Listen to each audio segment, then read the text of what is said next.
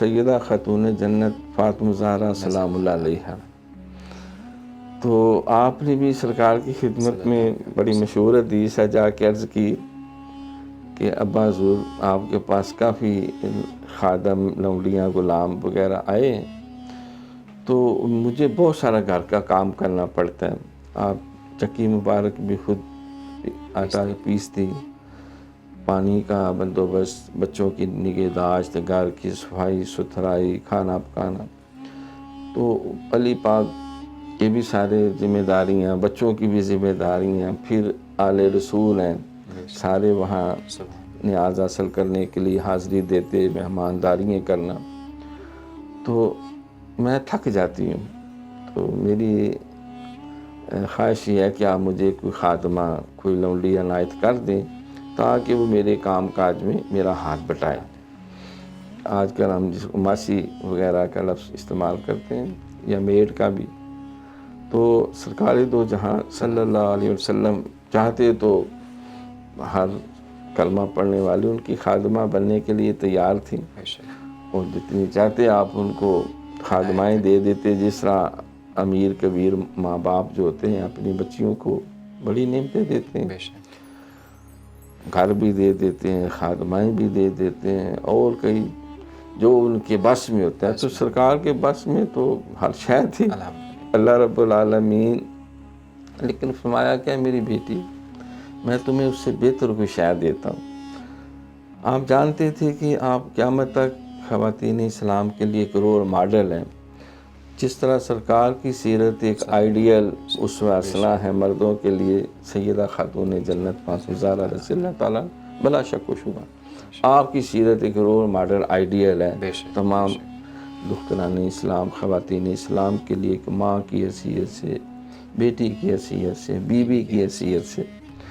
تو اللہ کریم نے آپ کو وہ ہمہ جہت شخصیت و سیرت عطا کی،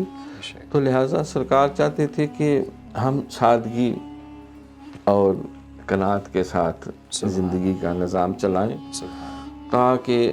آنے والے جو میری امت کے لوگ زیادہ مال و اسباب نہیں رکھتے ہوں گے، وہ یہ نہ کہیں یا یہ نہ سوچنے پہ لگ جائیں کہ سرکار نے اپنی بیٹی کو تو ساری نعمتیں عنایت کر دیں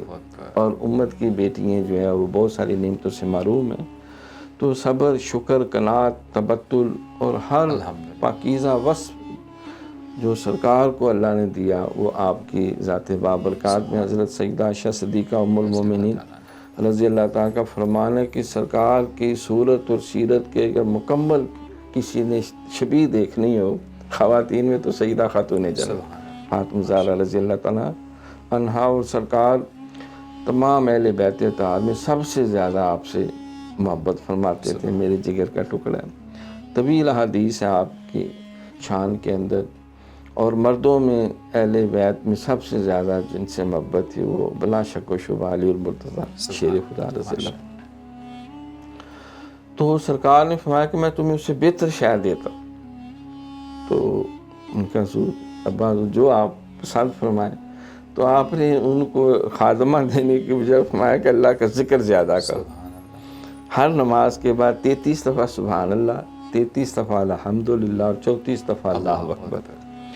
اب بظاہر یہ سبحان اللہ، الحمدللہ، اللہ اکبر یہ کوئی خادمائیں تو نہیں، کیونکہ لونڈیوں کا بظاہر تو نعم البدن نہیں، تو ساتھ یہ بشارت بھی دی بیٹی تم یہ اللہ کا ذکر کثرت سے کرو گی تو